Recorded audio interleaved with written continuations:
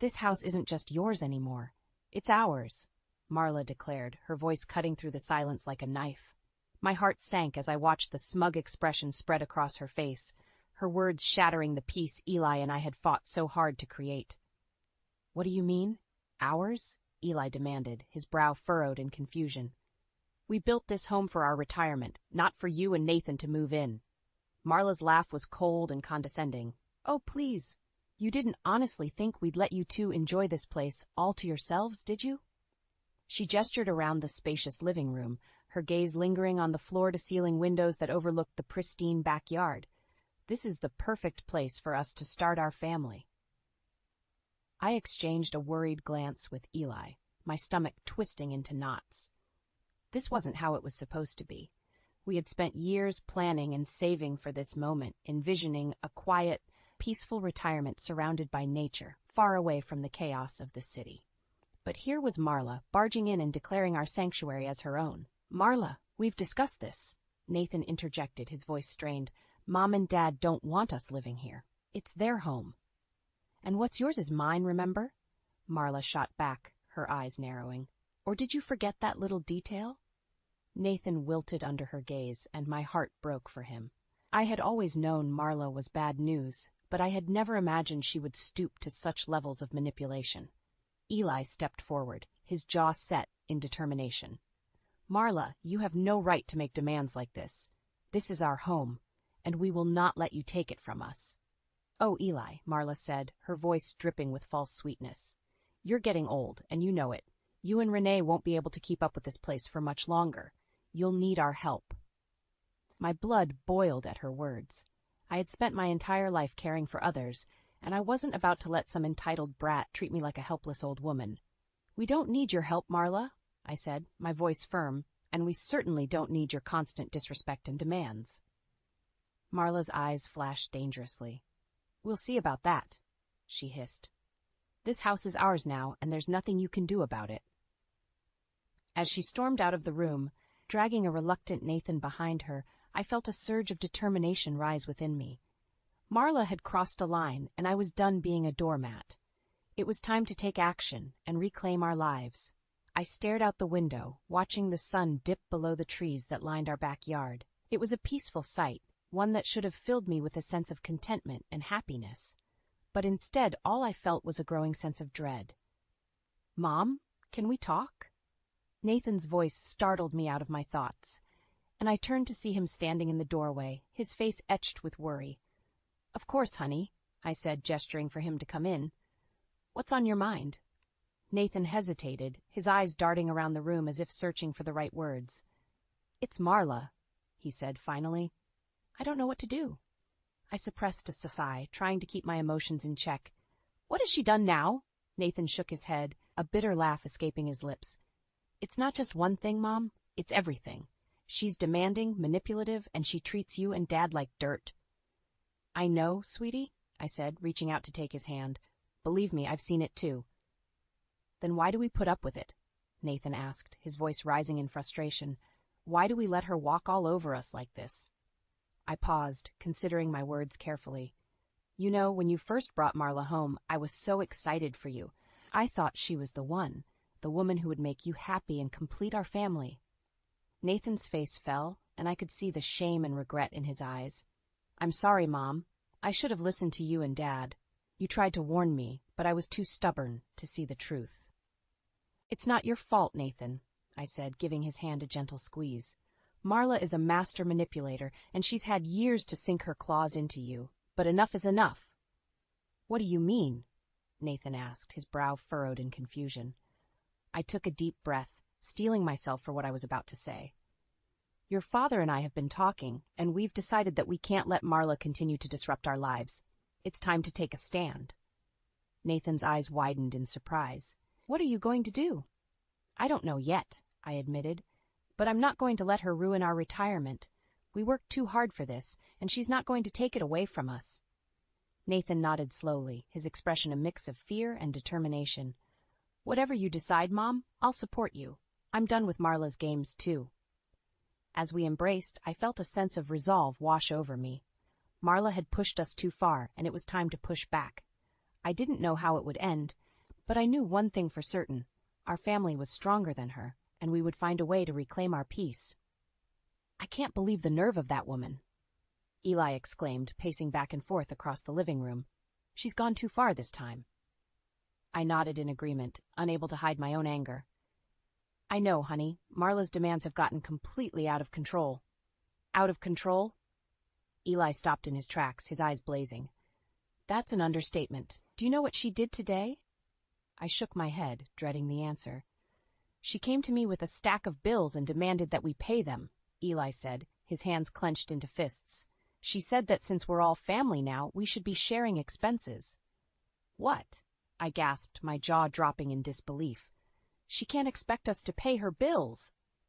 "That's not even the worst part," Eli continued, his voice growing louder. "When I told her we couldn't afford to take on her debt, she threatened to kick us out of our own home." "She wouldn't dare," I said, my heart pounding in my chest. "Oh, she dared. All right," Eli said, his voice dripping with contempt. "She said that since she and Nathan are paying the mortgage, they have a right to do whatever they want with the house." I couldn't believe what I was hearing. Marla had always been manipulative and demanding, but this was a new low, even for her. "That's it," I said, my voice shaking with anger. "I'm done playing nice with her. It's time to put an end to this madness, once and for all." Eli nodded, his expression grim. "I couldn't agree more. We've been pushovers for too long, and it's only emboldened her." "What are we going to do?" I asked, my mind racing. "I have an idea," Eli said, a glint of determination in his eyes. "We're going to call a family meeting and lay all our cards on the table. We're going to expose Marla for the manipulative, conniving woman she is, and we're going to make it clear that we won't tolerate her behavior any longer." I could feel my heart pounding in my chest as I considered Eli's words. It was a risky move, but I knew he was right. We couldn't continue to let Marla walk all over us. It was time to take a stand. "Okay," I said, taking a deep breath. "Let's do it. Let's call everyone together and put an end to this once and for all." As we made our plans, I could feel a sense of resolve building within me. Marla had pushed us too far, and we were finally ready to push back. It was time to reclaim our lives and our home, no matter what it took. "What do you mean you're taking the master bedroom?" I demanded, my voice rising in disbelief. Marla simply shrugged, her face a mask of indifference. "It's the biggest room in the house, and it has the best view. Nathan and I deserve to have it." I could feel my blood pressure rising, my hands balling into fists at my sides. "This is our home, Marla. We built it for our retirement, and we get to decide who stays where." "Oh, please," Marla scoffed. "You're just a couple of old people who are going to need our help to take care of this place. The least you could do is give us the best room." "How dare you!" Eli roared, stepping forward with fury in his eyes. "We've worked our entire lives to afford this house, and you have no right to come in here and make demands like this."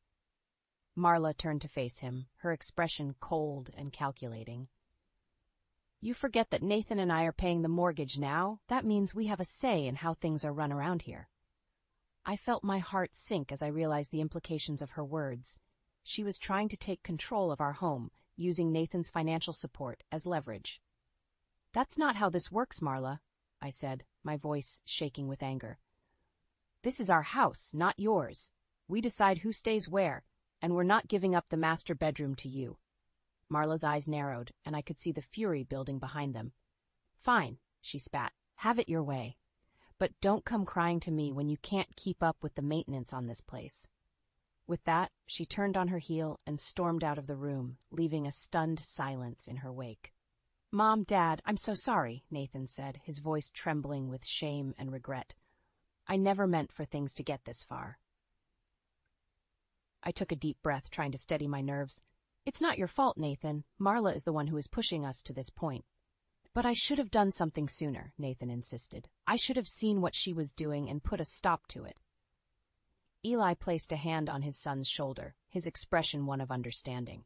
"It's not too late, son. We can still put an end to this." Nathan looked up at him, his eyes filled with uncertainty. "How?" "Marla is never going to back down. She thinks she has the upper hand." I stepped forward, my mind made up. "Then we'll have to take the upper hand back," I said, my voice firm with resolve. It's time we showed Marla that she doesn't control us or our home. Eli nodded in agreement. Your mother's right, Nathan. We've been too passive for too long. It's time to take action and reclaim our lives. As we began to discuss our plan, I could feel a sense of determination growing within me. Marla had pushed us too far, and we were finally ready to push back. It was time to take a stand, no matter the consequences. Are you sure about this? Nathan asked, his voice laced with uncertainty. Once we start down this path, there's no turning back. I exchanged a glance with Eli, my resolve unwavering. We're sure, honey. Marla has left us no choice. Nathan nodded slowly, his eyes filled with a mixture of fear and determination. Okay then, let's do it. As we began to lay out our plan, I could feel a sense of anticipation building within me. We were finally taking back control, and I couldn't help but feel a surge of pride at the strength of our family. We'll start by gathering evidence, Eli said, his voice low and serious. Everything Marla has done, from the financial manipulation to the emotional abuse, we need to document it all. I nodded in agreement. And we need to be discreet about it. We can't let Marla catch wind of what we're doing. Nathan shifted uncomfortably in his seat. I don't know how much help I'll be, he said, his voice laced with guilt. Marla has kept me in the dark about so much. That's okay, son, Eli reassured him. We'll work together to uncover the truth. The important thing is that we present a united front. As the days passed, we began to gather evidence of Marla's misdeeds. Bank statements, emails, and even recordings of her outbursts. Everything we could find to expose her true nature. Look at this, Eli said one evening, shoving a stack of papers across the table. She's been draining Nathan's accounts for years, using his money to fund her lavish lifestyle. I shook my head in disgust, anger, and betrayal coursing through me. How could she do this to her own husband? Nathan's face was pale, his eyes haunted. I never knew, he whispered. I trusted her completely. That's how she operates, I said, placing a comforting hand on his arm. She manipulates and deceives until she gets what she wants. As we continued to piece together the puzzle of Marla's deceit, I could feel a sense of dread settling in my stomach. We were uncovering a level of betrayal and manipulation that went beyond anything I could have imagined. We have to stop her, I said, my voice firm with determination. No matter what it takes, we can't let her continue to control us like this. Eli and Nathan nodded in agreement, their eyes filled with the same resolve that burned within me. We were a family, and we would fight for our freedom together. As we solidified our plan, I couldn't help but feel a glimmer of hope amidst the darkness. We were finally taking a stand, and I knew that no matter what happened, we would emerge stronger and more united than ever before. What is all this? Marla demanded, her eyes narrowing as she swept her gaze across the living room. I took a deep breath, steeling myself for the confrontation. Sit down, Marla. We have something to discuss. Marla's lips curled into a sneer, but she complied, sinking into the armchair with a defiant air. Well, let's get this over with. We know what you've been doing, Eli said, his voice heavy with accusation. We've seen the evidence. Marla's eyes widened, but she quickly regained her composure. I have no idea what you're talking about. Don't play dumb with us, Marla, I spat. We know about the money you've been stealing from Nathan, the lies you've told, and the ways you've been trying to manipulate us. Marla's face contorted with rage. How dare you accuse me of such things? We have proof, Marla, Nathan said, his voice shaking with emotion. Bank statements, recordings, everything we need to expose you for who you really are. Marla's eyes darted around the room, her mind racing. You're all delusional, she hissed. This is some kind of sick game you're playing. It's not a game, Marla, I said, my voice heavy with the weight of her betrayal. We know the truth, and we're not going to let you continue to control us like this. Marla sprang to her feet, her hands balled into fists. You can't do this to me, she screamed. I'm your family. You were never family, Eli said, his voice cold and hard. You're a parasite who latched onto our son and tried to suck us dry. Marla's eyes flashed with fury, and for a moment I thought she might lash out. But then she seemed to deflate, her shoulders slumping in defeat. Fine, she said, her voice barely above a whisper. You win. No, Marla, I said, my heart heavy with sadness and anger. We all lose. We lose the trust we had in you, the family we thought we could be, but we're not going to let you take anything else from us." Marla stared at me, her eyes filled with a mix of rage and fear. "You'll regret this," she hissed. "You think you've won, but I'll make sure you pay for this." With that, she turned and stormed out of the room, leaving a heavy silence in her wake. "It's done," Eli said, his voice tinged with relief. "She knows we're on to her now." I nodded, feeling a sense of weight lift from my shoulders. "Yes, but this is just the beginning. We need to take steps to protect ourselves from her retaliation." Nathan nodded, his eyes filled with determination. "I'll start the divorce proceedings immediately, and we'll make sure she has no legal claim to this house or any of our assets." As we began to discuss the next steps, I felt a sense of hope blooming within me. We had faced down Marla's deceit and emerged victorious. It wouldn't be easy, but we were finally on the path to reclaiming our lives. "I can't believe you're doing this to me," Marla shrieked, her voice echoing through the living room. Nathan stood firm, his eyes filled with a resolve I had never seen before. "It's over, Marla. I'm filing for divorce." Marla's face contorted with fury, and for a moment I thought she might lash out physically. "You can't leave me. We're meant to be together." "No, Marla," Nathan said, his voice heavy with sadness and regret. "We were never meant to be together. You manipulated me from the start, and I was too blind to see it." Marla's eyes darted around the room, searching for an ally. "Renee, Eli, please, you have to talk some sense into him." I shook my head, my heart hardening against her pleas. "It's over, Marla. You've brought this on yourself." Marla turned back to Nathan, her eyes pleading. "Please, baby, don't do this. We can work things out, I promise." Nathan's expression remained resolute. "It's too late for promises, Marla. I've already started the proceedings, and I have all the evidence I need to ensure you don't get a penny from me." Marla's face twisted into a mask of pure hatred. "You're going to regret this," she hissed. "All of you. I'll make sure you pay for this betrayal." "We're not the ones who betrayed anyone, Marla," I said, my voice heavy with the weight of her actions. "You betrayed us, our trust, our family, everything." Marla's eyes flashed with fury, but she seemed to deflate, realizing the futility of her situation. "Fine," she spat. "Have it your way. But don't come crawling back to me when you realize what a mistake you've made." With that, she turned and stormed out of the room, leaving a heavy silence in her wake. "It's done," Nathan said, his voice tinged with relief and sadness. "She knows it's over." I nodded, placing a comforting hand on his arm. "You did the right thing, honey. I'm proud of you." Eli stepped forward, his expression one of grim determination. "This isn't over, though. We need to take steps to protect ourselves from any retaliation." Nathan nodded. "I've already started the legal proceedings, and I'll make sure she has no claim to any of our assets or this house." As we began to discuss the next steps, I couldn't help but feel a sense of closure washing over me. We had faced down Marla's manipulation and deceit, and we had emerged victorious. It had been a long and difficult road, but we were finally on the path to reclaiming our lives.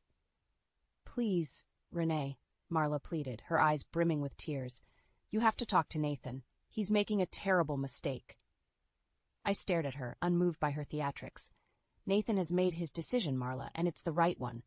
Marla's face contorted with rage. "How can you say that? We're family. You're supposed to support us." I shook my head, my heart hardening against her manipulation. "You were never family, Marla. You were a parasite who tried to suck us dry." Marla recoiled as if I had slapped her. "You don't mean that," she whispered. "We can work through this. I promise I'll change." "It's too late for promises," I said, my voice heavy with the weight of her betrayal. "You've had your chance, Marla, and you squandered it." Marla's eyes flashed with fury, and for a moment I thought she might lash out. But then she seemed to deflate, her shoulders slumping in defeat. "Fine," she spat. "Have it your way, but don't come crawling back to me when you realize what a mistake you've made." As she turned to leave, I couldn't help but feel a sense of relief wash over me. We had finally cut ties with Marla, and now we could begin to heal and move on. "You handled that well," Eli said, stepping into the room. "I'm proud of you." I nodded, grateful for his support. "I'm just glad it's over. I never want to see her face again." Eli placed a comforting hand on my shoulder. "We'll make sure of that. Nathan has taken all the necessary legal steps to protect us." As the days passed, I could feel a sense of normalcy returning to our lives. Gone were the constant demands and manipulations of Marla, replaced by a newfound peace and harmony. Nathan, too, seemed to be healing. The weight of Marla's betrayal had been lifted, and I could see him rediscovering the joy and contentment that had been so elusive during their marriage. "Thank you," he said one evening as we sat on the back porch watching the sun dip below the trees, "for always being there for me, even when I couldn't see the truth." I smiled, reaching out to squeeze his hand. "You're our son, Nathan. We'll always be there for you, no matter what." As we sat together in the peaceful silence, I couldn't help but feel a sense of gratitude for the journey we had been through. It had been difficult and painful, but we had emerged stronger and more united than ever before. "It's a new beginning for us," I said, my voice filled with hope. "A chance to start over and create the life we've always dreamed of." Eli nodded, his eyes shining with determination. "And this time, we'll do it on our terms. No more manipulation, no more demands, just peace and happiness." As the night fell and the stars began to twinkle overhead, I felt a sense of contentment wash over me. We had faced down the darkness and emerged into the light, and I knew that no matter what challenges lay ahead, we would face them together as a family.